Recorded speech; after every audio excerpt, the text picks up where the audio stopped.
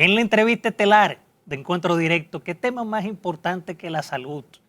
Y justamente la noche de este sábado nos acompaña la doctora Evangelina Soler. Ella es neumóloga internista y fue presidenta de la Sociedad de Neumología. Doctora, bienvenida. Gracias, Ramón. Gracias por invitarme a tu programa. Gracias, Karina. Un gusto recibirla. Doctora, hemos visto que nuevamente, luego de 2 años que se acabó eso, como que ha entrado de moda ahora lo que es la influenza y el mismo tema del COVID. Sí. Haciendo una panorámica al respecto, ¿qué nos puedo decir?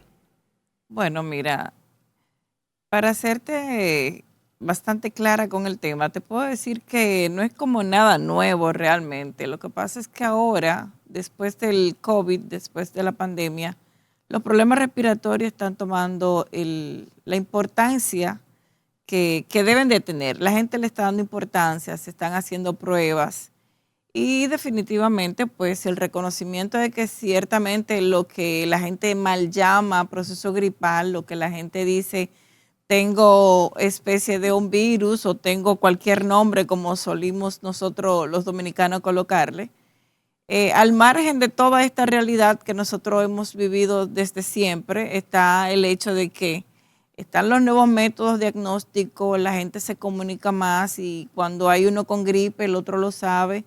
Y definitivamente son los mismos procesos que han existido en los últimos años. Se han visto brotes de influenza, pero también han habido brotes de nuevos virus, como por ejemplo el sincital respiratorio, que en adultos no era un común. Y entonces están surgiendo nombres también, como el metaneumovirus, pero son especies que han estado polulando y que, como dije anteriormente, debido a los métodos diagnósticos, pues permite que se identifique más fácil. Es importante en ese sentido porque a veces la percepción le gana la batalla a la realidad y como usted muy bien señala, aunque no son nuevos estos virus, tienen un repunte distinto, probablemente porque hay un ingrediente del que poco se ha hablado en esta receta de las enfermedades respiratorias y es el gladiador por excelencia del cuerpo humano, el sistema inmune. ¿Qué se puede hacer de manera concreta para fortalecerlo de manera natural y poder tener la oportunidad de que sea nuestro propio cuerpo quien dirija los procesos para también comenzar a adquirir salud? Porque obviamente no podemos descansarlo todo en métodos artificiales o químicos.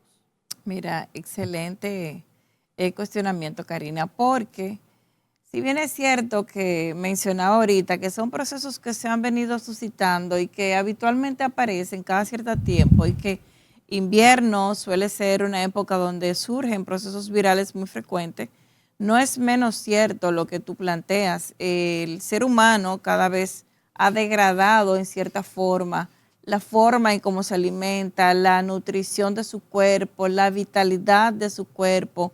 Y entonces estamos ante una pandemia, no tan solo pandemia viral, sino pandemia de malnutrición, pandemia donde el ser humano ha descuidado los buenos hábitos, entiéndase, alimentarse correctamente, tomar el sol, tomar los nutrientes que corresponden, hacer ejercicio.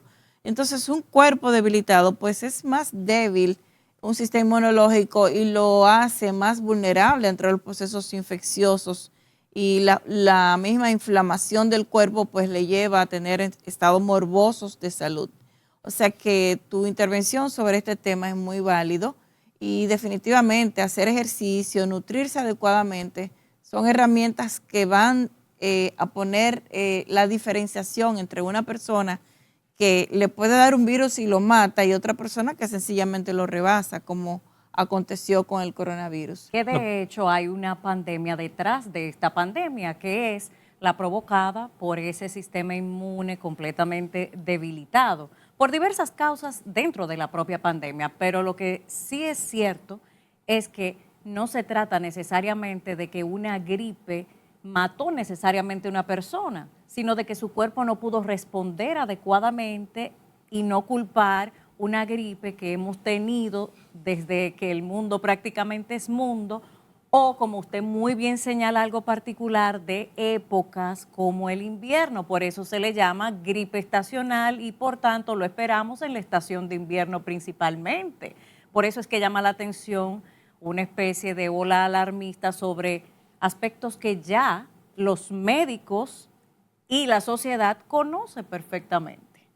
Mira, anteriormente una persona se alimentaba con todos los nutrientes que el organismo requería y sobre todo tomando en consideración que nuestro cuerpo necesita electrolitos, necesita proteínas, necesita una gama de nutrientes que están ahí en los alimentos que tenemos, pero hoy en día fácilmente una persona se come una cajita de X o tal compuesto que aparecen por ahí Rápidamente. con cero nutrientes. Y entonces hace un almuerzo de esta manera, se toma una bebida embotellada que no le aporta más que sustancias dañinas, hace más daño que bien. azúcar, entonces va debilitando definitivamente el organismo y eso pues pone en desbalance y ahí lo pudimos ver con la pandemia, lo que ocurría con los obesos.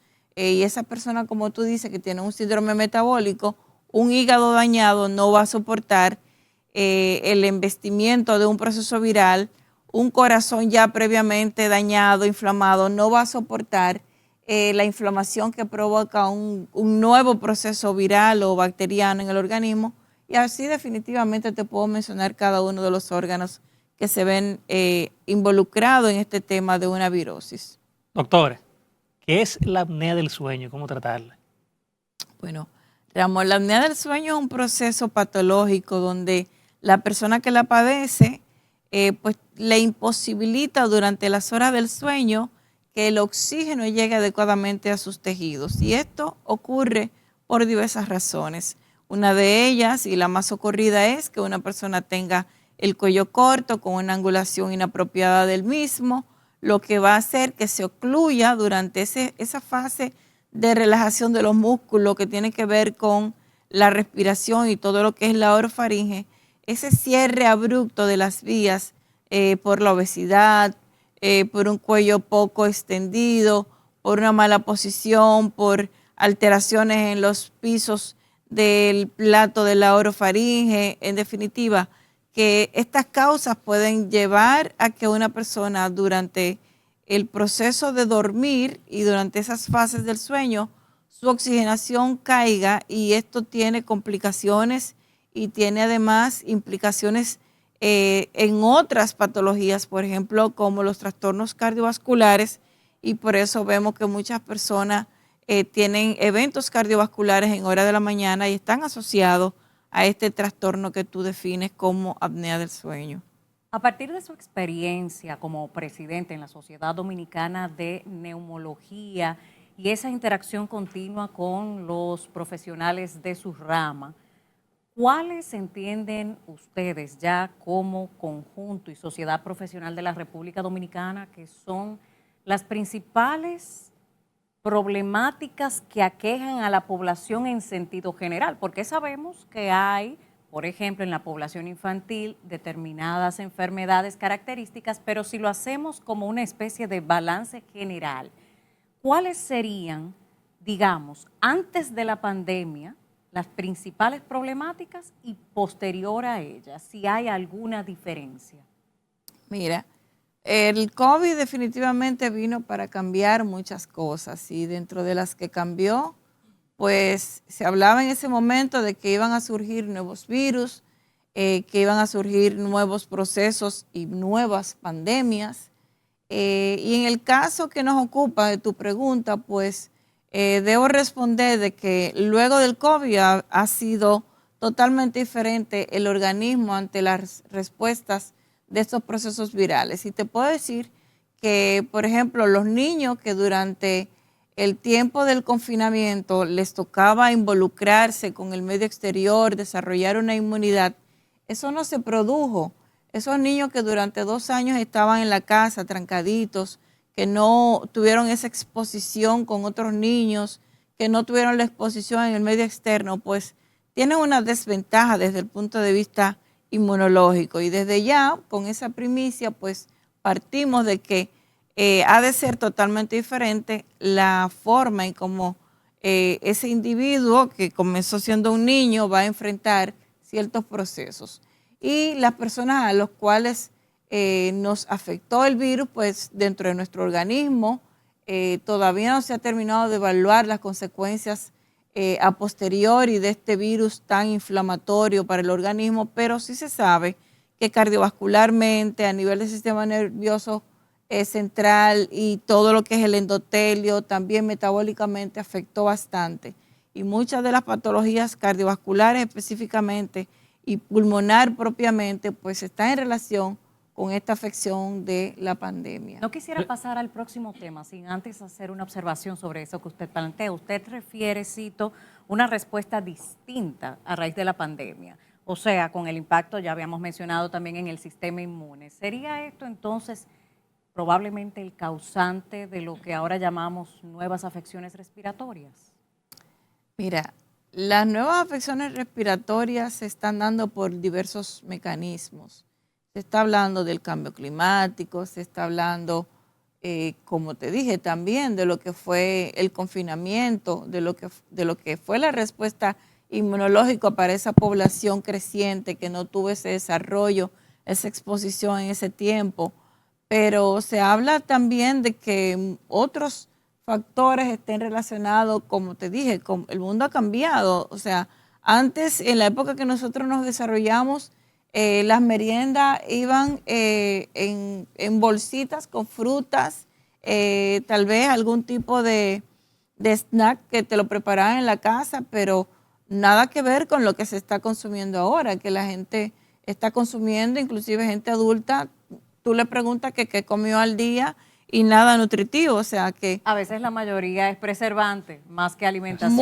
Muchas sustancias enlatadas, muchas sustancias en cajas plásticas, el consumo de múltiples partículas que están llegando a nuestro organismo, o sea, que de múltiples formas el organismo está siendo afectado y está cambiando interiormente. Entonces, eso pues, evidentemente, pues, produce en el organismo alteraciones inflamatorias que la respuesta va a ser totalmente diferente a un organismo que está expuesto a otro tipo de nutrientes y demás.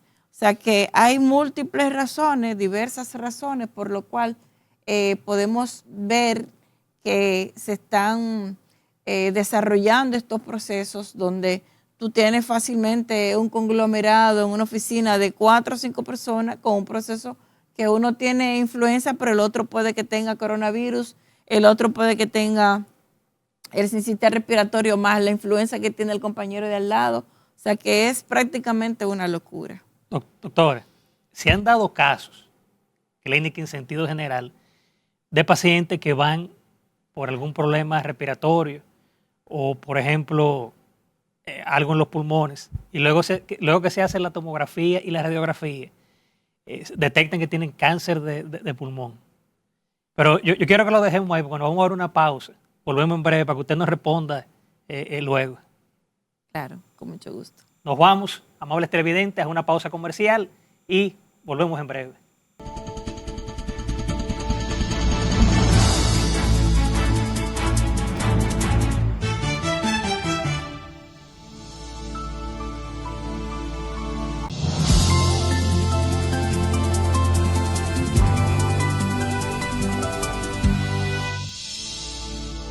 De regreso con Encuentro Directo y nuestra conversación con la doctora Evangelina Soler, expresidente de la Sociedad Dominicana de Neumología, neumóloga, internista. Abordábamos una serie de temáticas sumamente importantes y no necesariamente porque hayamos mencionado el tema de la pandemia, están circunscritos a un evento particular.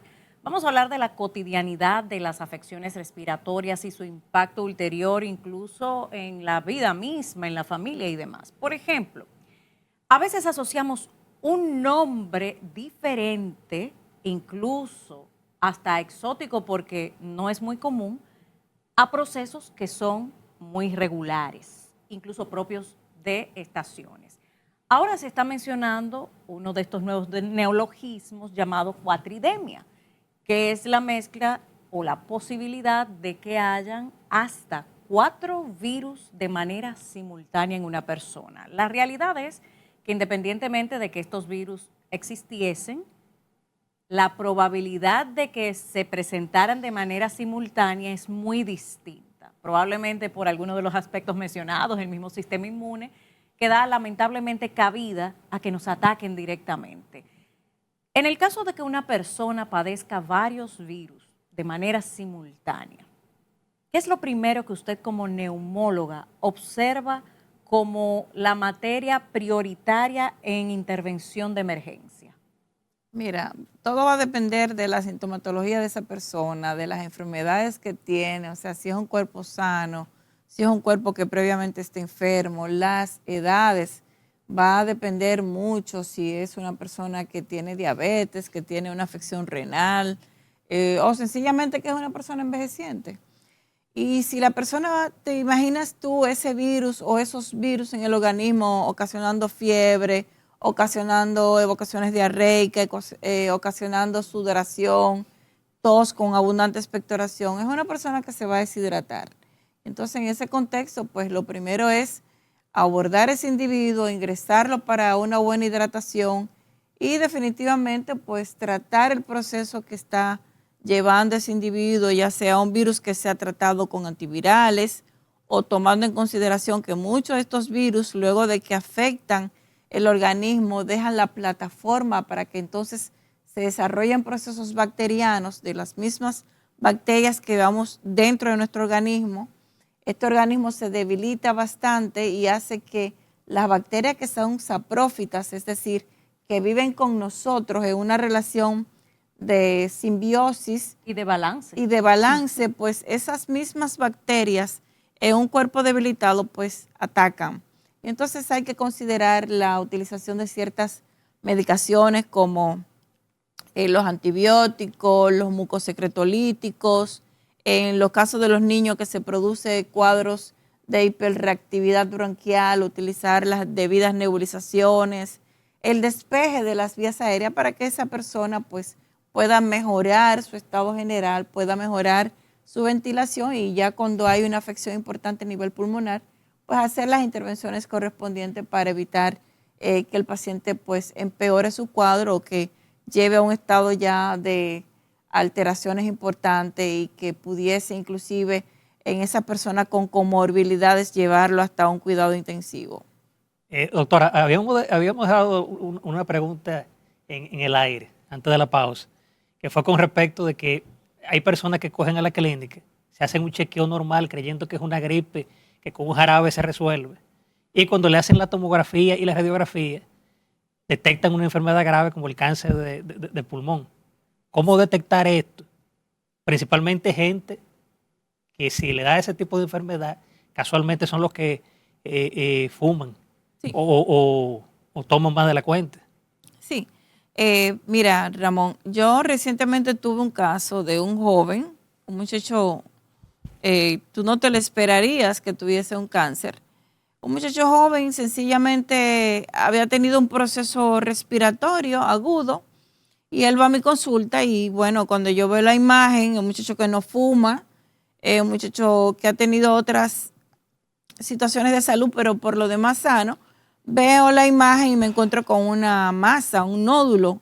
Entonces le pregunto si él tenía imágenes anteriores y efectivamente tenía una imagen anterior y entonces esa lesión se le habían atribuido al coronavirus porque lo había padecido hace unos años.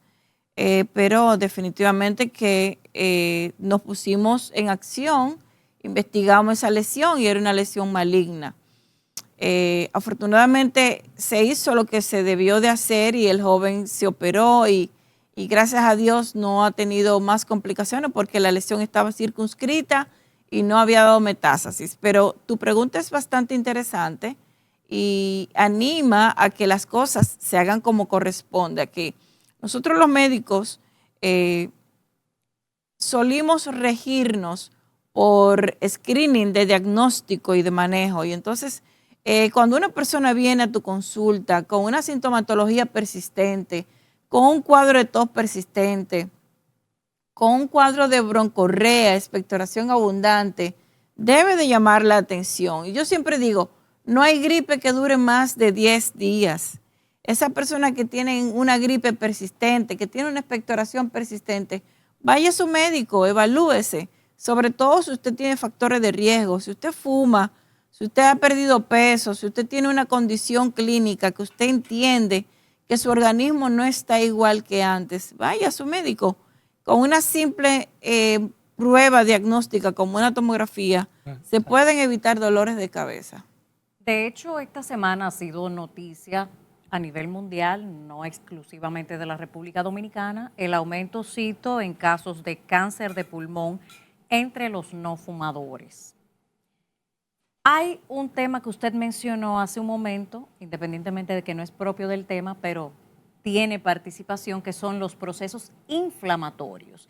Y me hace rescatar otro aspecto de lo que vivimos hace 5 años, y es que en un principio el tratamiento que se aportaba para tratar el coronavirus, COVID-19, resultó hasta contraproducente porque ya se intervenía en un nivel, se permitía que llegara un proceso de inflamación y ya cuando llega ese proceso de inflamación es más difícil poder revertir toda esa cadena.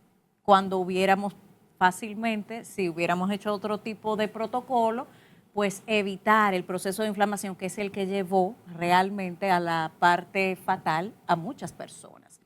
En este caso en particular, cáncer de pulmón en no fumadores y los procesos inflamatorios, ¿cómo saber si una persona está desarrollando una plataforma inflamatoria sin tener física o exteriormente una manifestación propiamente? ¿Cómo se puede monitorear? Porque por lo general en la población joven, hasta ahora, no es costumbre hacerse un tipo regular de chequeo médico para fines de pulmones. Es algo prácticamente inexistente en la población joven. Entonces, ¿cómo podemos alertarnos? Porque ahora es entre no fumadores. ¿Qué es lo que pasa?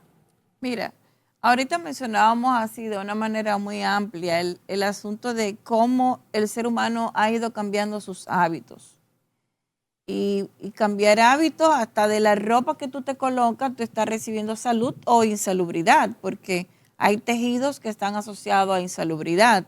Entonces, las cosas que comemos, las cosas que olemos, las cosas que están a nuestro alrededor, tienen un impacto directo sobre nuestra salud.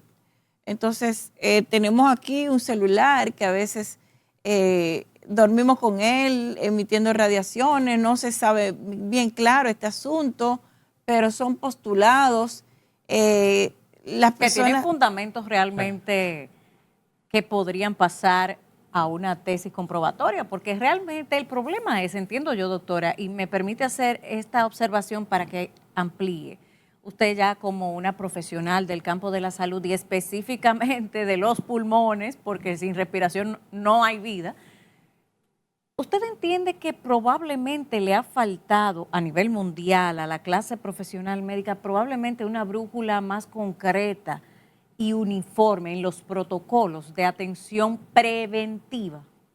Mira, lo que tú lo decías ahorita, a una persona joven, un muchacho joven, 20, 23, 24, 25 años, que generalmente son muchachos que no tienen ningún padecimiento, a nadie se le va a ocurrir decir, mira, vamos a hacerte un chequeo anual, todos los años. Debería ser. O sea, yo, por ejemplo, a mis hijos, cuando los tengo aquí en el país, lo primero que hago, vamos a hacerte una rutina de laboratorio, pero yo soy médico. O sea, y yo lo hago porque he visto otras cosas.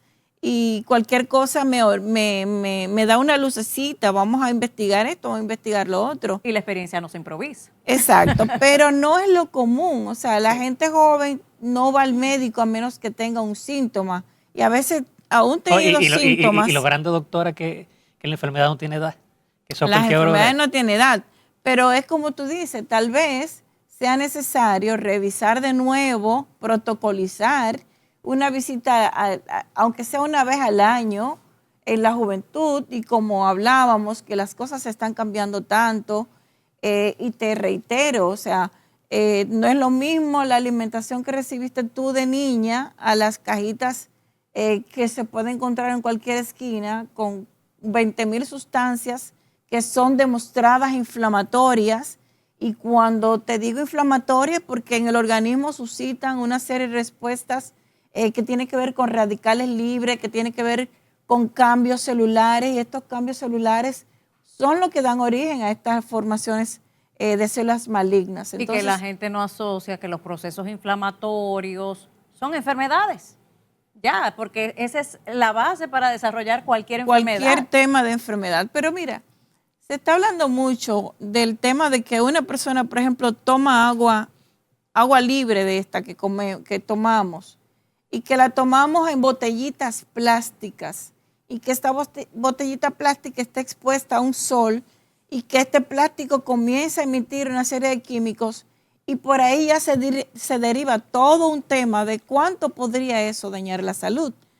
Además, podríamos extrapolar esa misma ejemplo de la botellita del agua, y tú puedes también tener en consideración que una persona que se la pase el día entero ingiriendo agua de esta que consumimos en los botellones, pero que no tiene ningún tipo de electrolitos, y que en vez de hacerle bien al cuerpo podría estar diluyendo, por ejemplo, una mujer que se ejercita mucho, que va al gimnasio, se ejercita, pero toma mucha agua. Cuando fue al gimnasio perdió una cantidad importante de sudor, perdió una cantidad importante de electrolitos. Cuando intenta recuperar esos electrolitos, el agua que está tomando no tiene electrolitos. Muy parecida a lo que llamamos alimentación, que en realidad es comida porque son calorías vacías. Entonces, por ahí se derivan muchos temas a los cuales la comunidad científica tendrá que comenzar a reorientar las informaciones para que la gente pueda aprender a tener un estilo de vida más asociado a lo que teníamos anteriormente y a la salud. Y que de hecho era preventivo, porque ya las enfermedades, y es una preocupación que sé que compartimos millones de personas, de que el enfoque es ahora crónico, o sea, ya después que el palo está dado en buen dominicano, para entonces estar esclavizado a fármacos. Pero finalmente también, antes de pasar a Ramón, usted mencionó los microplásticos. A mí también me preocupa que ahora cada vez que hay cualquier gripe de por medio, independientemente el nombre que le pongan o el nombre que lleve, muchos lugares utilizan como recurso la mascarilla. Sin embargo, se ha demostrado, y no de ahora, incluso en medio de la misma pandemia, que se incrementa la tasa de mortalidad por el mismo COVID que se quiere evitar utilizando las mascarillas. Se habla de el descubrimiento desde el año 2021 y luego la repetición en el 2023 de microplásticos desprendidos de las mascarillas. Además de saber que el mismo reciclaje del oxígeno que está dentro, o sea, tu dióxido de carbono, en realidad te hace más daño que bien. Todos estos apuntes y observaciones en realidad distarían mucho de usarlo como una herramienta que sea de protección. Incluso hay doctores como el doctor Zacharias Fogen, que es un médico alemán que publicó uno de sus estudios en este sentido en la revista Medicine, habla de que él lo llamaría una barrera respiratoria, pero no propiamente de protección, las mascarillas. ¿Qué valoración da, sobre todo cuando se ha demostrado que microplásticos se desprenden de esta herramienta? Mira, todavía no hay como que muchos estudios, mucha información sobre ese sentir. Y respecto al uso o no de la mascarilla, sí tiene su efectividad. Cuando tú, por ejemplo, vas a un avión donde tú vas a perdurar 6, 7 horas y tú tienes un reciclaje de procesos virales, por ejemplo, en esta época, es recomendable utilizarla. Y las personas que tienen factores de riesgos cuando van a centros de salud, y en el caso de el personal de salud, como yo particularmente, utilizo mi mascarilla todo el tiempo. Después del COVID yo me he quedado utilizándola en la oficina. Y sí, tiene su riesgo, pero aún no están totalmente demostrado de que tenga más daño que bienestar o que favorecer a la salud de la persona que la utiliza. Bien, doctora, se nos quedaron muchas preguntas. Esperamos tenerla pronto aquí en el programa y le agradecemos su participación. Siempre a la orden, Ramón, siempre a la orden, Karina. Ha sido un placer para mí. Encantada de recibirle. Gracias, doctora. Bien, amables televidentes, nos vamos a una pausa comercial y en breve volvemos ya a la rectica final de Encuentro Directo.